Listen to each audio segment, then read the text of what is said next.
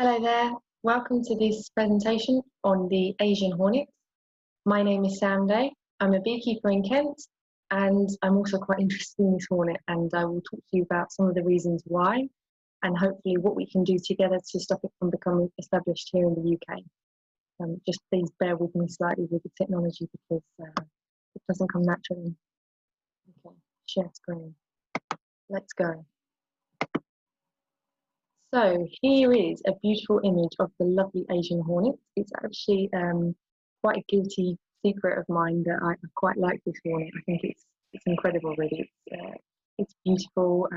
It's really adaptable to new environments. It's done exceptionally well in how quickly it's become established in continental Europe. It's not yet established or considered established in the UK. We'll talk a bit more about how many times it's been seen and where you're likely to see it in the future.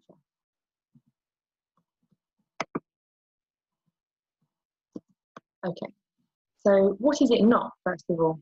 The top picture you can see here is the European hornet, Vespa febro. That's already, it's native to the UK and much of Europe. It's actually slightly larger than the Asian hornet that's coming over now. And I think it looks like a big wasp, basically. It's predominantly yellow. It's got the lovely yellow and black markings on the abdomen. And it's also sort of reddish brown as opposed to black, which the Asian hornet is, as you'll see in a minute.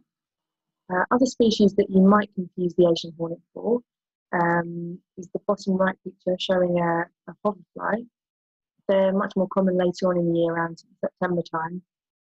And they are actually designed to look like a hornet. So they don't have a sting themselves, but so they're just trying to copy another insect that's obviously more scary than they are. And then, of course, you've seen wasps. Every picnic ever, every barbecue ever. But they're smaller than the Asian hornet and not really much to worry about. So this is the Asian hornet. She's quite lovely. She's predominantly very, very dark, so it's either sort of dark brown or black, depending on the individual. She's only got one band of solid yellow on her abdomen, and as you can see, she's got sort of yellow tips to her legs. You could be saying she's wearing sort of yellow socks. But yeah, she's quite lovely. So, if you wanted to have a look at any more images of the Asian hornet in comparison to other similar looking species, I would fully recommend you download the Asian Hornet Watch app. It's free and it's available on Apple and Android.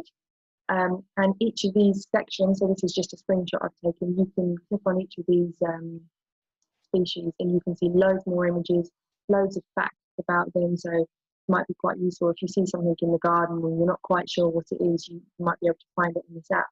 And also, if you ever do see a hornet, you can report it through here, and that would be really, really invaluable. You could do that.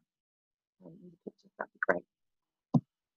So, why are we worried about the Asian hornet? It's a predator of pollinators, so sometimes in the media it gets reported as being a sort of honeybee specialist. But in truth, it will eat absolutely everything, from the sort of lovely, fluffy bumble to things that we don't care so much about, like the wasps. However, everything's part of the ecosystem. They're all important for different reasons. So it's definitely something that we need to be concerned about, is how many of these things that they will eat, native insects. They're defensive near the nest, so they're not aggressive. It's only if they're disturbed that it is potentially a problem for humans, particularly when you consider some of the places that they build their nests, and I will talk about that in a bit. And they're also spreading incredibly rapidly. So the first hornet, and it was a single hibernating hornet that was actually imported into France probably around 2003. And since then, they have just exploded at a colossal rate. So they cover about 78, 80 odd kilometres a year in terms of their expansion. And there's been one or two jumps where they've increased by 100 or 200 kilometres across Europe. So we've had Asian hornets seen in the UK since about 2016. They're not yet considered established here, but we will definitely be seeing much more of them in the very near future. So this was 2016. This is a map with all the green pins showing where there have been hornet sightings reported in the UK. You can see the one right at the bottom was actually in Guernsey. So they've caused much more of a nuisance in the Channel Islands over the last couple of years, possibly because they're just that much closer to France or slightly lower down. So as the hornets are coming up through France and across Europe, we're just more likely to see more of them. So 2017, only 2 sightings in the mainland UK. 2018, many more hornets. And 2019, last year, not so many again, which is quite interesting because that kind of bucks the trend where this insect is concerned. So the graph that I'm showing you now on the right is the numbers for Jersey. So this is how many hornets, whether they were individual queens identified early in the spring, or the primary nests, which are slightly later from sort of March through to early July, or secondary nests, which are the big ones. So in 2016 they were noted, but no official records were kept. In 2017 they had, I think it was 17, total of 17 queens, primary nests and secondary nests. 2018 it was 55, and last year it was 153, something like that. So it's just, you know, they're just so able to adapt to these new environments that they find themselves in. So they really are quite incredible. But that's probably why we should be worried. So where are you likely to see hornets? Well, obviously, as with anything, it depends on the time of the year. So let's go through by season. So in spring, so what we have is a single hornet. So as in the first hornet that came to Europe, a single hibernating hornet queen was brought over, possibly in pottery. We're not quite sure. She will emerge from hibernation and she will look for suitable food to sort of build up her strength. This is probably around March or April. So first of all, she's just looking for nectar. These hornets are particularly fond of camellias. So if you've got a winter flowering camellia, that's somewhere that you're quite likely to see them. Once she's eaten enough and sort of built up her reserves, she will start to build a primary nest. And these can be absolutely tiny. So you see the picture on the top right with a 20p coin there, just as a comparison. So basically about the size of a golf ball or so. And she builds this fantastic creation from wood pulp that she chews and she mixes with saliva. It's kind of like paper mache or something. And she will lay 1 egg a day in the beginning. So it's a very slow build up in the beginning. She cares for the larva all by herself, so she goes out foraging. She's looking for protein for the grubs. So that's where the insects come in under threat. And she tries to keep them warm at night, so she keeps expanding this nest, rebuilding it, getting it slightly larger each time. Eventually accommodates more cells, and then she lays more eggs. So this is usually in a man-made structure, so we're talking sort of 1 to 2 meters from the ground. Hornets, Asian hornets seem to be particularly fond of living near people, or maybe that's just because, you know, we think they are because we find them when they're nesting in the garage or the shed. But these kind of places are ideal. You know, they're sheltered from the worst of the elements, so she kind of gets a head start in keeping the babies warm. So anywhere that's outbuildings, you know, sheds and garages, porches, attics if they can get in, anywhere that they have that bit of protection is perfect. And the nest will usually expand to about the size of a football when it's in this low down, relatively low position. So they go from really tiny to quite some size before they think to relocate. So some images here to illustrate what they need. So obviously the bark from trees or, you know, fence posts or anything like that in order to make the actual structure of the nest. They also need a lot of water to sort of mash up with this wood pulp. So ponds, bird baths, streams, paddling pools, even puddles, anything like that. You might see hornets just taking water and then flying into it. And then the bottom left picture shows a bird box, because guess what? That's a lovely sheltered, sort of fairly low down spot where quite a few hornet nests have been found, particularly in Jersey, where they seem to be really keen on them. And they only get noticed when the nest actually expands outside the walls of the bird box, and they just incorporate the structure of the bird box within the nest. So in the summer then, when there's around 150 workers in the primary nest, they kind of get the need triggered to build a new home that's bigger and maybe further away from predators. So they typically tend to relocate to the top of a tree. Not always, but most of the time. So they can go sort of 50, 60 foot high into a nearby tree. The problem for the humans is obviously when somebody's, for example, in a hedge, and the hedge happens to hide a hornet nest, and the vibration or the noise, the machinery disturbs the hornets, and that's when they'll come out and say, "We don't want you here, this is our home." So that's something to be aware of, particularly if you're a king gardener. The larvae are fed during this time on protein, so anything in the insect world, basically, absolutely anything. They've been known to eat butterflies, dragonflies that are small enough, spiders, all sorts. I mean, they'll go for roadkill. They're not fussy. They're quite efficient scavengers, really. The nest can actually expand to include 10,000 workers, which is a crazy number when you consider how much protein each grub in that structure needs in order to develop into full-size hornet. And unfortunately for us, about 30%, this is based on data from Jersey, 30% of these primary nests fail to relocate. So maybe, for example, they're in a wall cavity, and they've got enough space where they are in order to expand to the full size. They don't feel threatened where they are, so they don't see the need to move on. And that's obviously when it's just much more of a concern for people. So we've got some pictures here of places that we might see them later on in the summer. We've got blueberries, they're quite keen on grapes as well, I understand. Wild fennel, cotoneaster, and the picture in the middle is some seafood. So they like seafood as well. And that might be more of concern to us now that we're trying to live outside, socialise outside. So that might mean just more opportunity if restaurants start opening up tables outside. We're more likely to come across these things trying to eat leftovers on our plates, for example. Okay, into the autumn.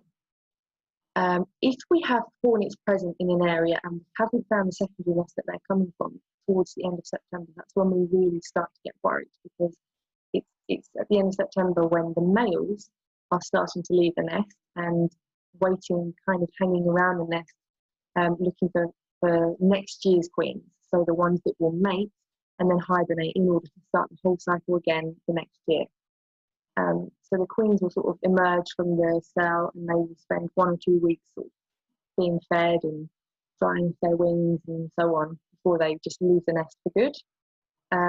Each nest can produce hundreds of queens. So I think it's a very conservative estimate. We expect a full-size nest that develops to maturity to produce about 250 queens for the following year.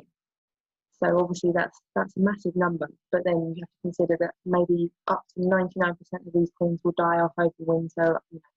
They'll fail to find a suitable nesting site, or they won't eat enough to last them throughout hibernation, or they'll be uncovered by a badger maybe and eaten. I have no idea actually if badgers eat them, but I'll look into that.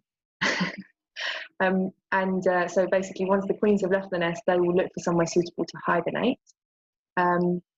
Meanwhile, the nest that they came from has died off basically due to old age. So the original queen that founded that nest will die.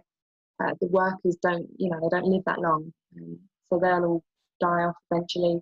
The nest may even have some larvae that end up dying because there aren't enough workers to care for them, to feed them, and so on. So this is sort of in autumn where we'll see them, much like wasps. We will probably see them in pubs and beer gardens, on apple trees in particular, and pear trees. They like that decaying fruit kind of thing. that's when they also become a real problem for beekeepers very late on in the beekeeping year, when basically they will hang outside a bee colony and they will pick off a returning bee that's heavy and a bit slow with carrying pollen and nectar, and they're excellent flyers and they're really well suited to catching these insects in midair, and then they will unfortunately rip off the head, the wings, the legs, all the body bits they don't want. They actually only want that ball of protein, the thorax, where the flight muscles are, because it's just a solid lump of meat, and they will just chew it up and feed it to the larvae back in the nest. So there is a lovely picture of a secondary nest that was well concealed in a tree, and an amazing tracking team in Jersey have followed the hornet. Can you see the one almost right in the middle with the green spot on its back? That hornet has been feeding at a bait station and then going off in a certain direction, and the team have managed to eventually track it into this tree. And you can see the entrance there. So the get a pointer. Oh. Not going to miss it. But the big sort of hole that's about halfway down on the leftish side is the entrance, and that's actually quite a key difference between an Asian hornet nest and a European hornet nest. Is that the Asian hornets will have the entrance kind of on the side, whereas European hornet nests tend to prefer to nest in a cavity. So they will build a similar looking nest, but it will be inside a tree trunk, for example. And I think the entrance tends to be right at the bottom as well. Okay, let's move on. So winter. The nest has basically died off. So you might actually notice the picture at the bottom left. You might notice something like that when you're out walking in the winter time. So it's always worth looking into the trees when the leaves drop, just to see if you can see anything that looks basically like a big basketball or something stuck in a tree. That could be a nest. And the reason that it's really valuable to report even an empty nest is because most of the queens that emerge from that nest will stay somewhere in that area. So if we know where last year's nests were, that gives us a head start on looking for hornets the following year. So actually the nest may be attacked later on in the year by birds that are looking for the last of those larvae that have died, or there aren't enough hornets to defend the nest. So it might get picked up by birds, but it's too late really to make a difference to how well the hornets are going to do. Okay, so some images of where we might find the hibernating queens. So top right, you've got tree bark. So they might hibernate individually or in kind of small groups of 2 or 3 hornets. They can get under something that just protects them from the worst of the elements. They might be kind of in loose soil. They might be, as in the first hornet that came, that was shipped into France, maybe in a stack of flower pots, something like that. So loads of places where they can be found. Right, how about a bit of fun? Should we go tracking and look for our very first hornet nest together?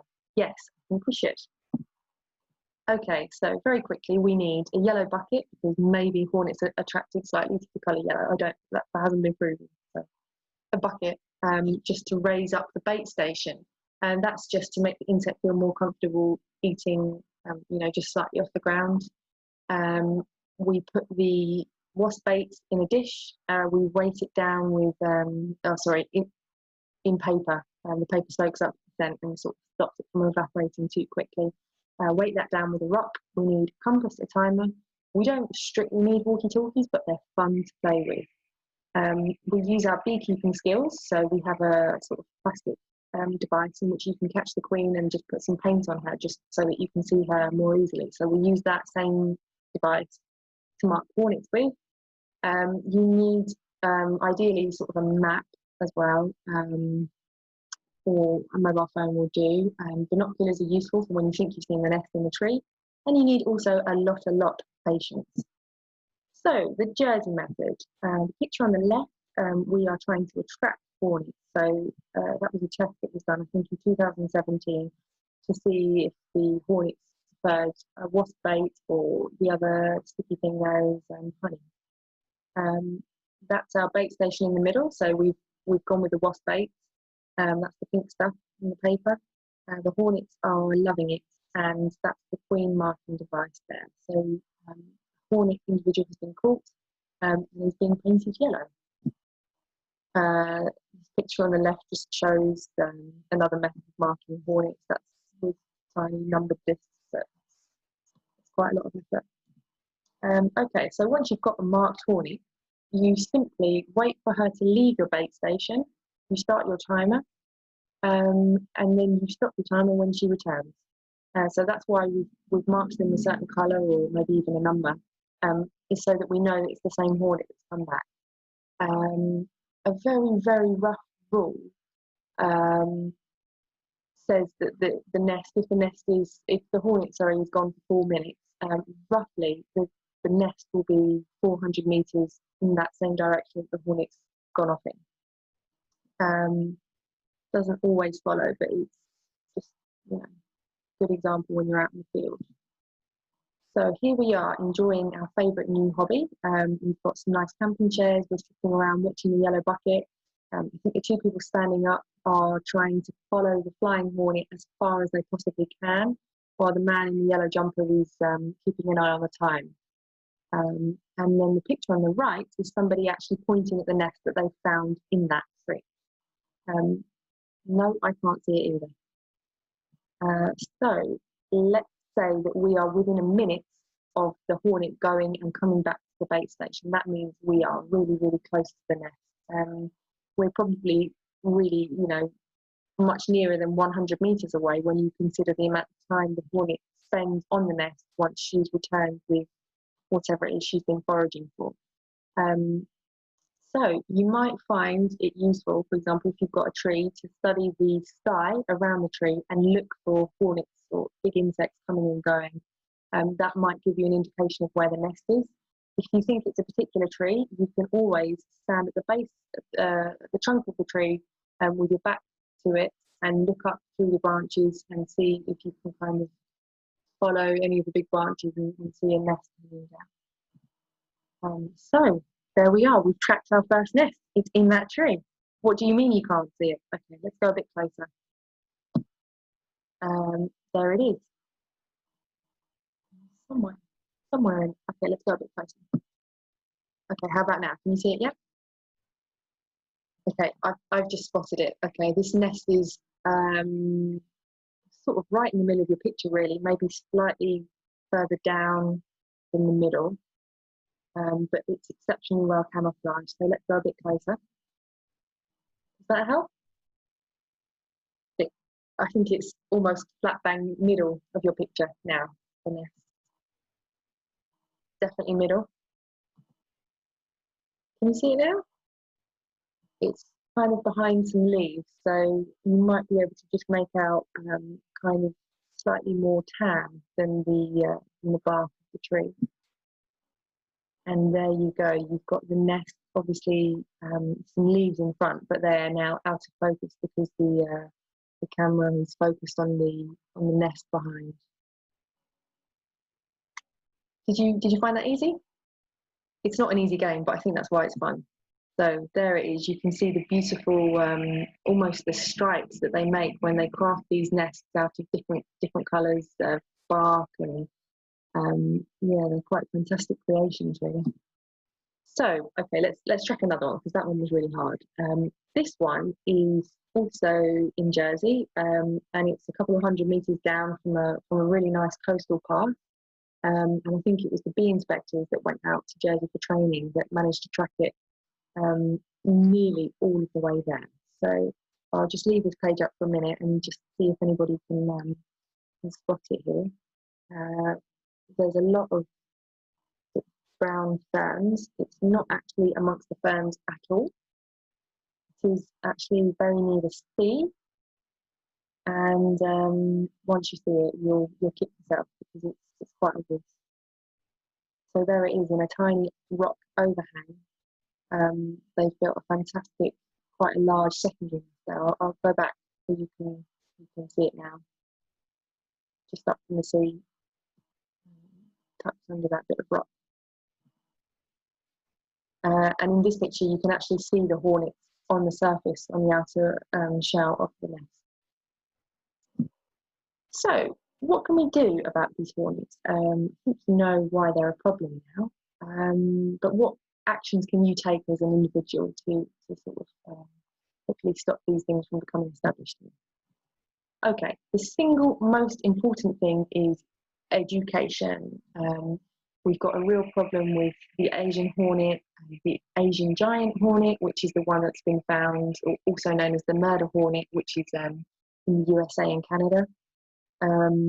We've got this picture here that it took me about 2 minutes to find this, taken from the Mirror, and it's showing a picture of an Asian hornet, which is actually Vespa crabro, the native hornet in the UK, the European hornet, yeah. So it's the wrong picture for the story, basically. Educate. No nests will be found if nobody's looking. Most, I think, nearly all of reports of the hornets that have been found in the UK have come from members of the public. Maybe they've seen a poster in a garden centre or somewhere, and then they notice one in their garden. We really, really need as many people who can identify these as possible to know how to report them when they see them. And then also it's about educating beekeepers and other people tracking. So how is the best way to find these nests? There'll be loads of things that will be, technology that will be helpful in looking for them. So in terms of the damage that these things are going to cause, we can't actually put a figure on it because, well, for example, we know that the value of pollination to the UK is worth £690 million a year or so. So we know, obviously, these hornets will predate on our native pollinators and reduce the available pollinators for those crops. But it's not just about the actual lack of or reduction in pollinators. For example, in Spain, I know there are pickers who are refusing to work on vineyards because the chance of taking handfuls of grapes and actually taking an Asian hornet in your hand is quite high. So in some places they've stopped doing that work. We've got all the damage that will be done to ripe apples and pears that aren't taken off the trees quickly enough that will be eaten by these things. 80% of crops in Europe require pollination. So it's a serious threat to UK and to European production. And then, of course, there's the ecological costs. So we've got 26 species of bumblebee here in the UK, and a lot of those are already quite scarce. Honeybees have, for the most part, sort of slightly crazy beekeepers attached to them. So it's not the honeybee that I'm concerned with. It's all of these rarer species that don't have a person standing outside the door of the nest saying, "Look, the bees are being eaten," or wasps, or the whatever they are, the dragonflies, the butterflies are being eaten by this insect. We've got to do something. We don't know fully what we've got in in significant quantity. So it's a really difficult one to gauge how badly affected they're going to be. And I think the single biggest thing we need to educate ourselves on is this is more than a beekeeper's problem. These hornets are very much described as being a honeybee predator. And if you think about it, a bee colony is like a supermarket. Once they find it, they can just wait outside and pick off as much as they want. But they will eat everything else. So it's not just beekeepers that need to be concerned about this. It is everyone, from gardeners who might chop down something that is hiding a hornet nest, people who enjoy being outside, drinking in the sun, or having a picnic or a barbecue, or whatever it is. Hornets are going to be a pest in these sort of environments as well. So you can possibly learn how to identify these hornets, and the key features are yellow legs. They're mostly dark, so dark brown or black, pretty much all over, and they've only got one solid yellow segment on the abdomen, and those are really key features. if you can keep watch, that would be great. So in the spring time, if you just check in your garage, look in your shed, look at the roof, see if anything's hanging down. Might only be tiny, but just keep an eye out for things like that. And then again, if you've got a fruit tree or you're out on a walk and you see a puddle and there's a hornet drinking from it, anything like that, if you can take a picture and report it on the app, that would be invaluable to the cause. Thank you very much for your attention. Hope you've learned something. And if not, oh dear, I need to improve my presentations. Thank you very much for watching.